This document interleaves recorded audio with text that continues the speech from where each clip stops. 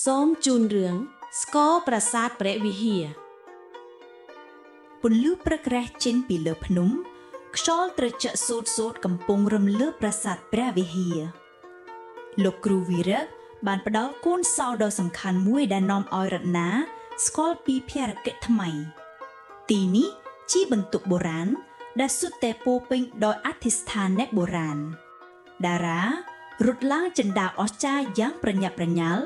ដោយមានដំណឹងសារមួយសារនោះប្រាប់ថាមានមនុស្សមកពីជ្រោយភ្នំដែលបង្កការព្រួយបារម្ភរតនាស្ដាប់សន្ទនាអ្នកចាស់ដោយចិត្តងងឹតពួកចាស់ទាំងពីរបានសម្រេចយកប្រាសាទជាចម្បាំងអធិស្ឋានរតនាកំពុងពិចារណាដោយក្តីខ្លាចនិងក្តីវៃឆ្លាតតារាបានគិតទុកក្នុងចិត្តថារឿងនេះមិនសាមញ្ញទេ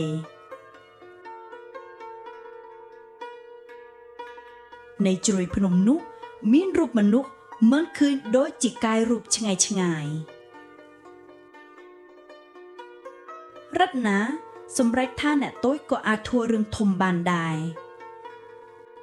សំឡេងក្រអូបនៃស្គរសូរឆ្លងកាត់អាកាសឡើងដល់មេឃពួកសង្ឃចាស់ភ្ញាក់ផ្អើលតែសុទ្ធតែពោពេញដោយក្តីចង់ដឹង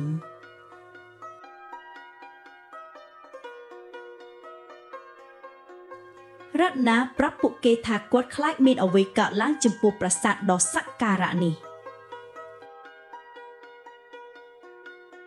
វីរៈ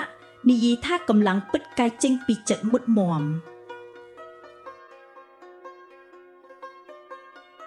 សំឡេងស្គរពីលើភ្នំដឹកនាំសេចក្តីសង្ឃឹមទៅទូទាំងវាលភ្នំក្រុមញាក់ក្សត្រីចាប់ផ្ដើមធ្វើដំណើរឡើងភ្នំ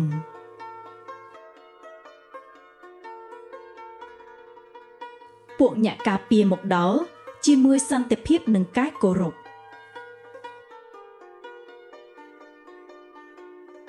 រតនាមានអារម្មណ៍ថាកិច្ចខិតខំរបស់គាត់មិនបានចោលបង់ទេរតនាឈរនៅទីនោះដូចជាអ្នកការពារសុន្ទរកថានៃអាគុតដៃទេពអង្គអត្ថន័យរឿងនេះអ្នកតូចៗក៏អាចក្លាយជាអ្នកការពារមហាអង្គបានដែរ